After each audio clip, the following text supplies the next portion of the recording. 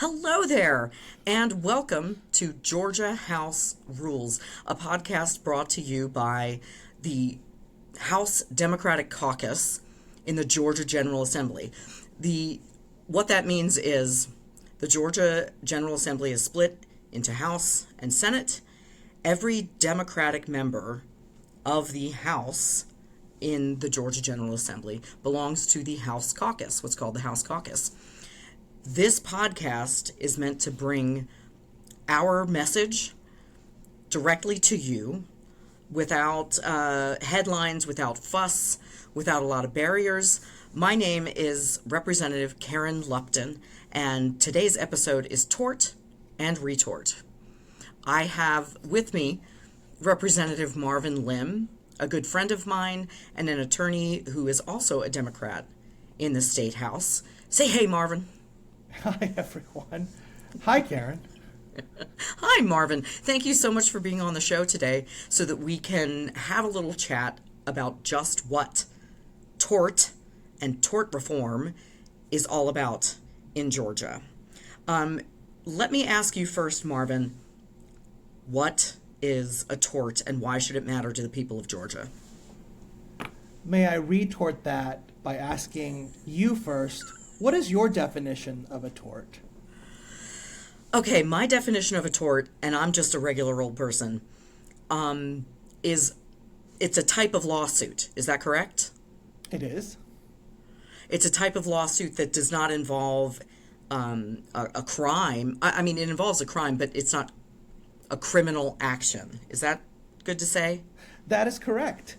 And you know, accepting lawyers, more than about 99% of the people I polled, you know this because we've talked about it offline, but all session I have been polling people, certainly other legislators, both senators and House members, House representatives, but also people in the Capitol. I've been asking them, what is a tort, or what do you think a tort is? And most non-lawyers and some lawyers are not able to define it. My definition of it is, I think, the classical definition, which very much takes from what you've said. It is a tort literally means a wrongdoing, but it is not a criminal wrongdoing that results in prison or misdemeanor or felony designation. And on the flip side of it, it is not a contractual wrong. An example of a tort that I've been telling people about is, remember, for some people, the O.J. Simpson trial. There was the criminal part of the prosecution that very famously made it on TV, but there was the part that didn't make it on TV, which was the wrongful death suit. There was a wrongdoing that resulted in the death of someone, and they pursued that in civil through a civil claim, which was a tort. So the O.J. Simpson civil trial was a tort? Correct. Oh, wow. Okay. I think that really puts it on people's radar in a way that they can understand, again, for a certain age. But I want to emphasize that we are sitting here working in the Georgia General Assembly in a time and in a legislative session where Georgia's governor, Brian Kemp, has literally said that tort reform is his number one priority. And people under the Gold Dome who are trying to do this work, you're telling me, Marvin, they don't even know what it is. Well, I try to be fair. They can't define the word, and I think it would be, for, let's say, the average, certainly non-lawyer Georgian, I think it would be unfair to expect them to know what that is. I do think it's very fair and should be expected for people certainly to know what they're legislating. And while they don't have to have the perfect definition, I do think it says a little something about us that your definition, which was a great definition, so a lot of credit to you, that people don't know exactly not only what a tort is, but then breaking down what Governor Kemp's tort proposals are.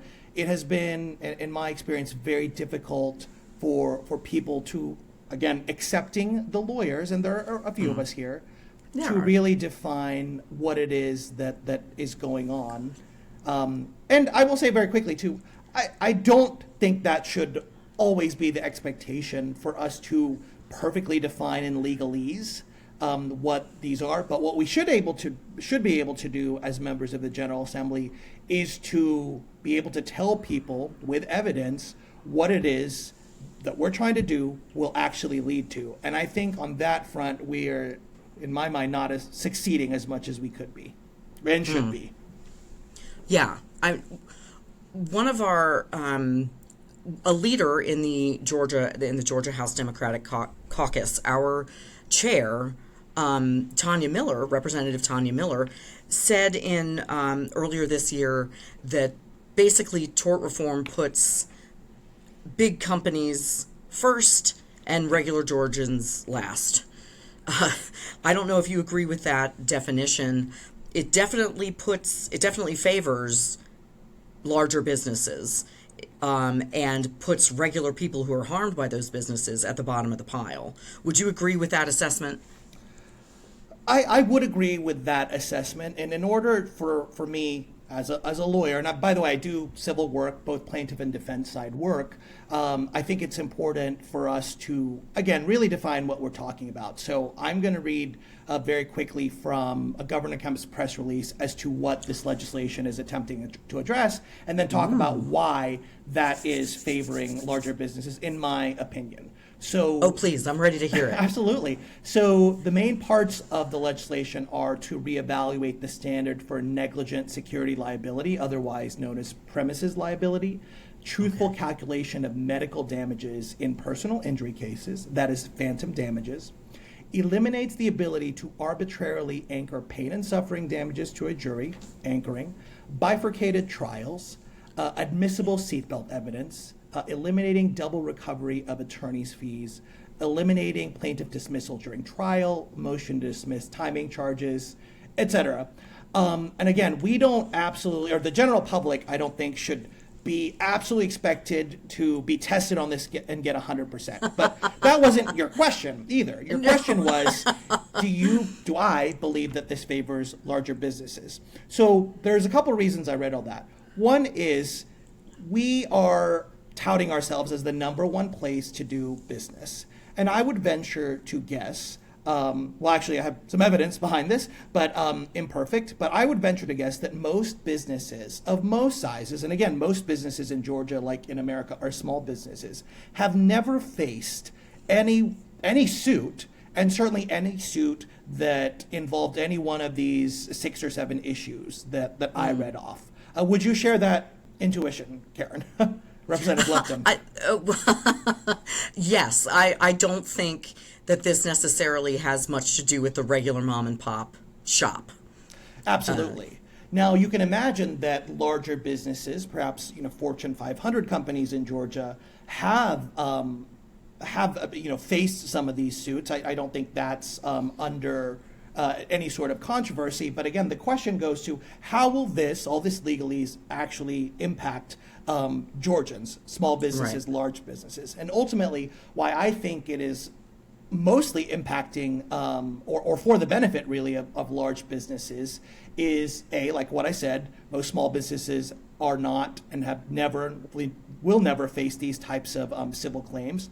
But also, I very much understand that whatever size of business, the argument has been made that yes, we are small, but all of this that is impacting other people is raising our insurance premiums. So I very much want to recognize that. And what is it that's raising those insurance premiums? What is it that is happening that is supposedly raising these insurance premiums? Absolutely. You're leading to, by the way, we do not practice this, folks, but no, that is exactly the question to ask, because in a lot of people's minds, including a lot of businesses of most size, we see that insurance premiums are rising. Again, I think we all agree that that is the case. I myself pay business insurance, and I've seen it go higher. So I have a lot of empathy for that, and factually, my one experience is matching those of the other. But your question is the key question, because some people, again, are arguing that it is these cases, most of these businesses will never be involved in. But the way I've been thinking about it is, okay, that may be true. But let's think about other possibilities, being very lawyerly with the Socratic method a little bit. What are the other... You're nothing if not Socratic, Marvin. Thank you. I hated Socratic method in law school, but we don't need to get into that. I would say that let's at least explore what is leading to higher insurance premiums for businesses of any size. A lot of discussion in the last year, rightfully so, has been around Hurricane Helene. Now, Hurricane Helene certainly calls for tort reform far preceded Hurricane Helene. But we know that events like Hurricane Helene, these weather emergencies, tragedies, raise people's insurance premiums. We know that. We've been talking a lot about that. What does tort reform do for that? What else might be causing these higher premiums? The things that I've been talking about is, okay, a lot has been made around premises liability, what happens on business properties and the harm to others. But that, I think, can be part of a larger conversation around public safety. Another conversation that we've been having, whether it's been around gun violence, wherever you fall on that, or shootings or gangs, conversations that are very much at the tip of our tongues and front of mind here. We are making a lot, rightfully so, about those. Is that not leading to higher insurance premiums? So the exercise in my mind is tort reform what we need to lower the insurance premiums for all businesses? Or is it all of these other things that we need to address? Now, they're not mutually exclusive. You could address both. But so much of the priority has been on tort reform, and I would argue not so much on the systematic changes we need to make around emergency preparedness, whether you believe in climate change or not, being prepared for emergencies, fortifying our infrastructure so that there are not catastrophic costs when they come, actually addressing public safety so that it doesn't fall to businesses, whether they have insurance or not, or individuals certainly who are innocent, but actually creates an infrastructure. We're preventing these guns and getting in the wrong hands and creating these problems in the first place. What can we be doing as a state? That to me is our role, and not tipping the balance of the judicial system one way or the other. Yeah. This is a great example. Was we were in my office a little while ago, and yes, I'm in my office at the Georgia General Assembly. We're in an office building, and I believe Marvin's right next door to me, believe it or not. But we were in my office, we were listening to a colleague talk about a case that he's an attorney and he's a representative in the state house. And he was saying that a client of his was dropping a gentleman off at an apartment complex in Atlanta. She pulled in, had never been there before, and was shot by gang violence and was hit in the arm. She wasn't fatally shot. She was hit in the arm on the premises of this apartment complex. Now, it turns out the apartment complex had known that there were problems with gangs and with gang violence, and our colleague had the email trail to show that this apartment complex knew that there was danger on their premises. So this young woman that he was representing, who got shot in the arm, harmed on the premises of this apartment complex, is trying to sue the apartment complex for damages because they did not properly attend to their safety on their premises. That's a good example of this premises liability, when we're talking about premises liability, is it not?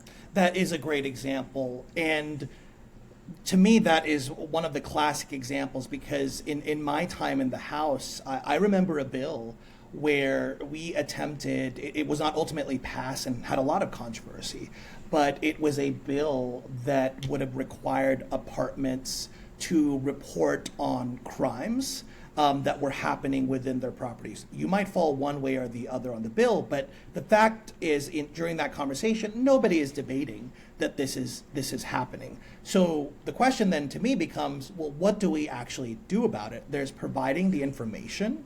There is tinkering with the judicial system, and some of that is justified. We did pass and sign into law, Governor Kemp signed into law, the Safe at Home Act last year that had bipartisan support that would have created higher standards for safety in multifamily rentals and other rentals.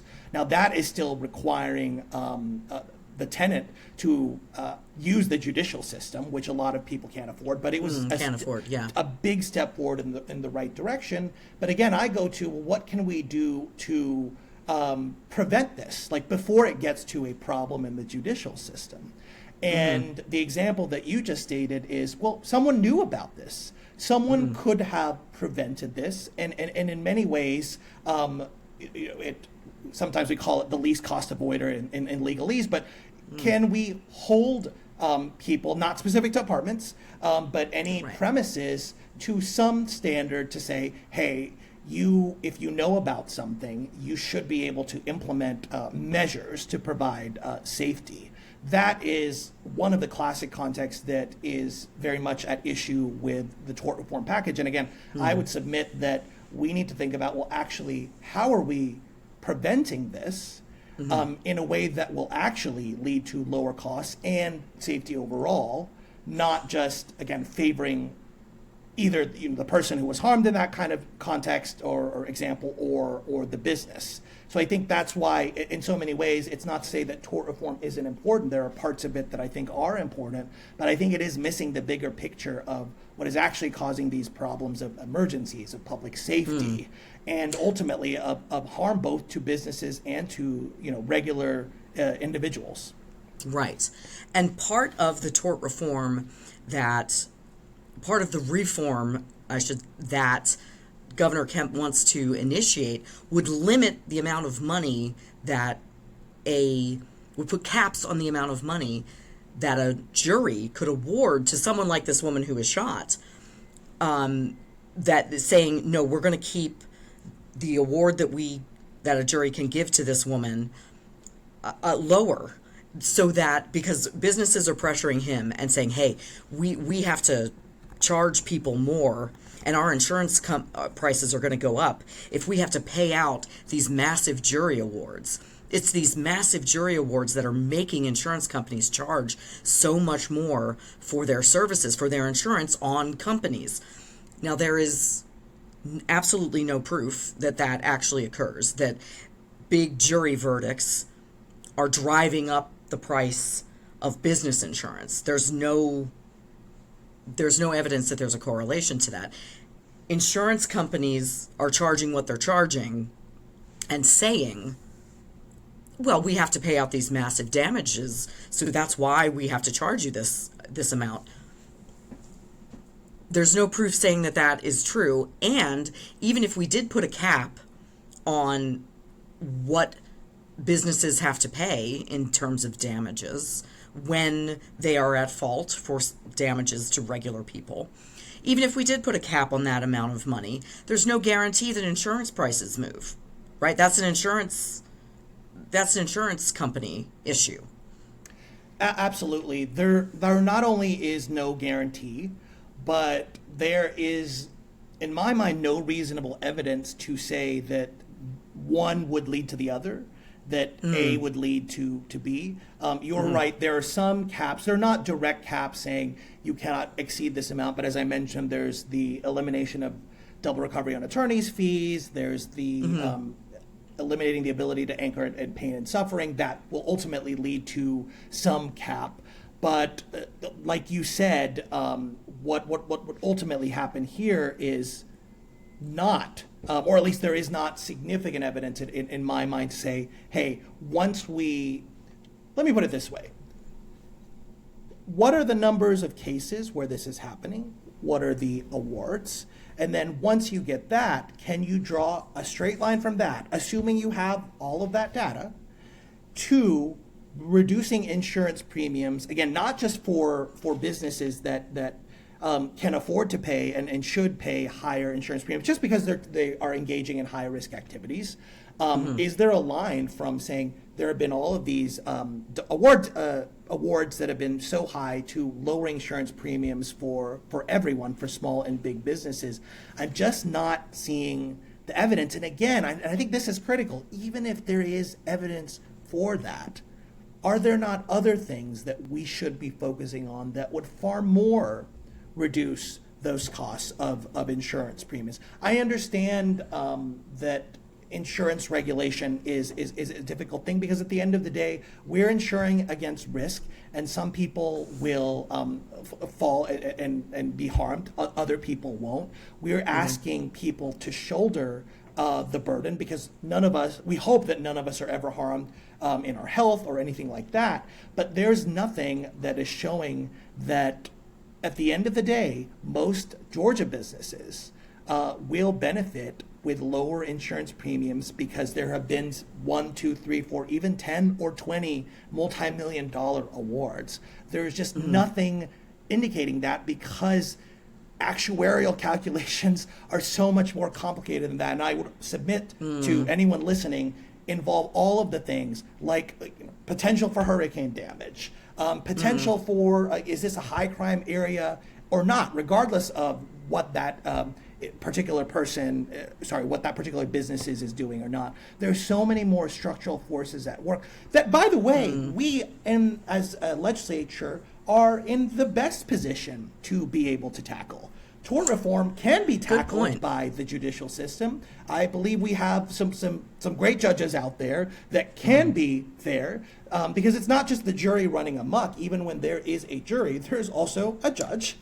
There's also a judge that in most cases in state sanctioned courts, superior courts, etc., are elected judges, so are accountable to the people. So it's not just about the jury, but again, beyond that, what are these other things that are leading to higher insurance premiums? And are we not in the legislative branch in the best position to address those? Some of those will take appropriations, certainly, but other of them will be just, we would argue common sense measures that would not, again, tip the balance in one way or the other towards a plaintiff or defendant. It would just be helpful to all people. And I think that's what, again, we could spend our time on tort reform, but if we're doing that, we got to spend so much more time on all these other things, in my opinion.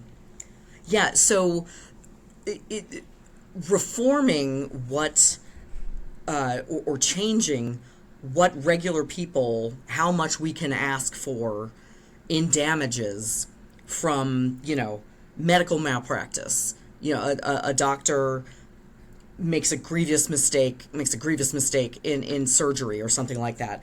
And now if we reform tort law to say you can only ask for $2 million in damages if you lose a leg or something like that. Medical insurance companies are trying to tell us, trust us, we'll lower our prices, we'll lower our insurance prices if you just go ahead and not let people get as much in awards. And what you're saying is perhaps, and in the example with the woman who got shot, perhaps if we're working on safe storage of guns and trying to make sure that stolen guns aren't used in crime, trying to crack down on how apartment complexes use their empty spaces, and do they allow gangs to congregate there? Working on those things also makes people safer and less likely to get shot when they pull up on your property. What I hear you saying is that there's a lot of other ways to tackle protecting people other than just saying, if you get hurt, too bad, you're not going to get the money that you're owed because we say you can't get it. Absolutely. And two last points I would make on that is, one is, like we've discussed, there are some things that will lead to caps, but to be absolutely clear, there's nothing in the proposed legislation. I think this was considered, certainly, but this was not in the legislation that says there is an absolute cap on damages. There is nothing in the legislation that says in these types of cases with these number of people, you cannot recover as a plaintiff more than, Y or X number of dollars. If we had that, we might actually, I'm not certainly not advocating for that. But if we had that, we might better actually be able to say, oh, well, if we're capping it and we've had all these damages above that, then you're saving this much, and you might be able better to link that to lower insurance premiums. But we don't have that. And to your larger point, and I suppose that's my larger point too, yeah, there are many other things. I will give this, the second point I want to make in the last example. I was privileged to sit on the House Tree Care Safety Industry Committee this past summer. Tree care is one of the most, if not the most dangerous professions in the state of Georgia.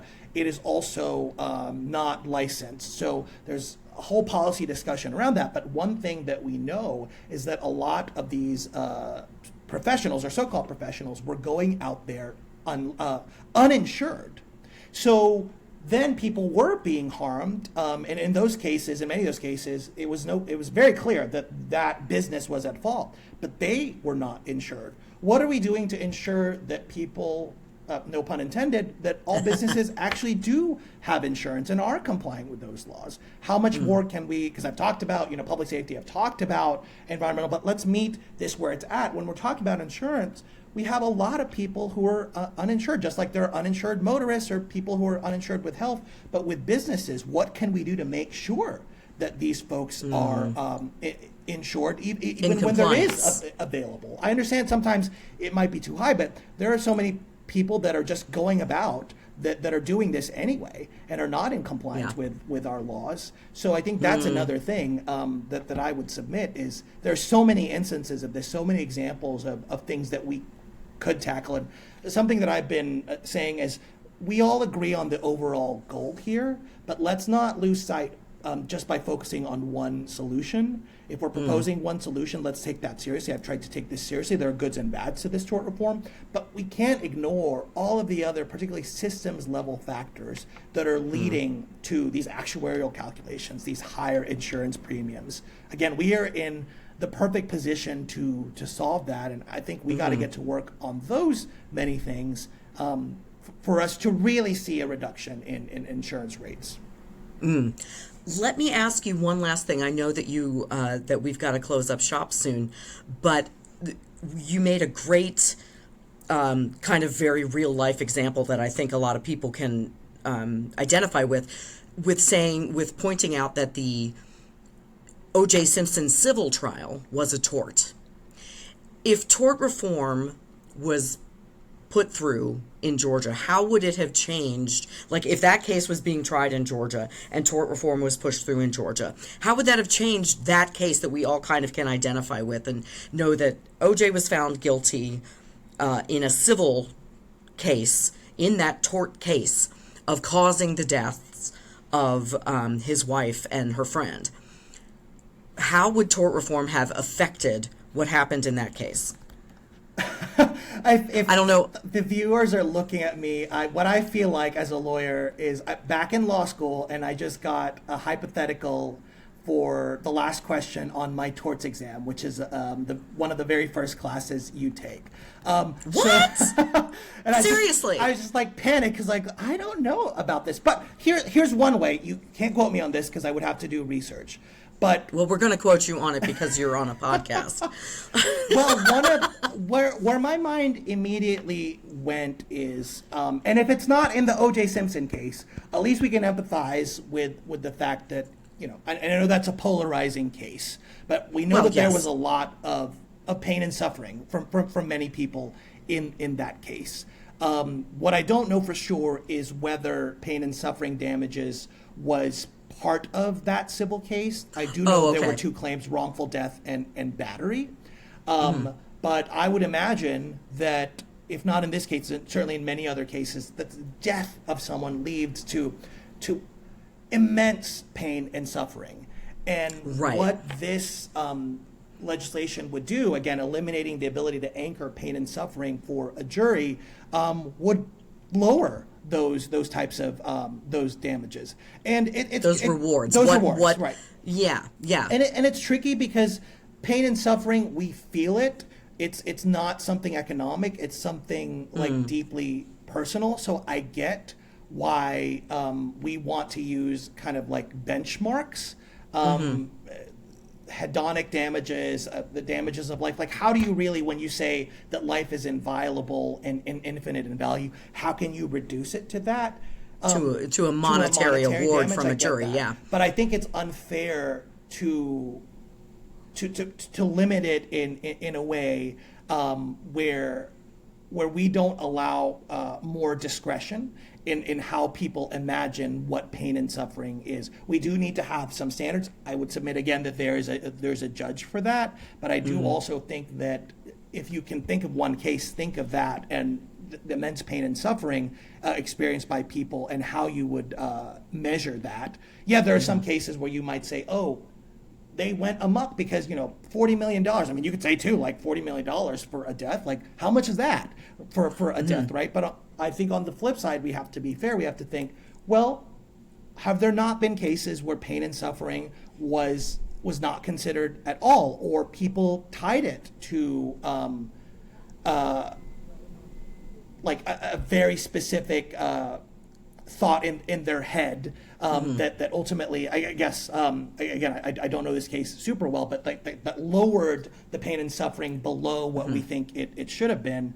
I think that is something that we can all, again, even though I'm not 100% sure it was at issue in that case, is a real life example of what is at stake here and why it's important for us to take this seriously and not just imagine people are giving hundreds of millions of dollars, because A, that is a lot of pain and suffering in a lot of these cases, like O.J. Simpson case, and B, we have other checks like the judge. Gotcha. Yeah, the judge has a say on what a jury actually awards for, say, pain and suffering in a tort case. Correct. The judge can say, that's out of bounds. I'm tossing it out. It's slightly more complicated than that, but in essence, that certainly can happen. Right, everything's a little more complicated than it seems. I have to be careful. Yeah. Well, you've been awesome, Marvin. Thank you for taking the time to talk with us and try to break this down a little bit to show what tort reform really means for an average person who's trying to get some compensation when they've been harmed by a company or by an entity that should be held responsible for that. So thank you very much for taking the time to talk and explain this in kind of plain English for folks at home who are listening. I hope I did. I will admit it's okay to be vulnerable. I was very nervous coming onto here, but I hope that people listening have learned something. Yes. Oh, absolutely. We'll make sure they do. Don't worry. We'll make it pretty and at least maybe a little bit fun to learn about what's happening in their state and how this legislation will actually affect them. So again, thank you a million times. We really appreciate it. And I'm going to kind of I'm sure they can edit this, that Stacy can edit this. I'll give an outro, I think, now. I don't know if Marvin, you'll be on it, but I'll just say kind of this. I'll say, thank you for joining us on Georgia House Rules as we give a retort to tort reform and what is being done in our state and under the Gold Dome this session. Thank you for joining us. We hope that you've learned something. Feel free to email us at georgiahouserules@gmail.com if you have any questions or something that you want to, or a comment that you want to leave for us. I'm getting all sorts of notifications on my screen. Sorry about that. Again, this will be edited. So join us again on our next Georgia House Rules. I am not yet sure what it's going to be about. I'm going to be honest with you. But we've done tort reform today. We'll have another prescient issue. We'll have another important issue to talk with you about next time. So see you next time at Georgia House Rules.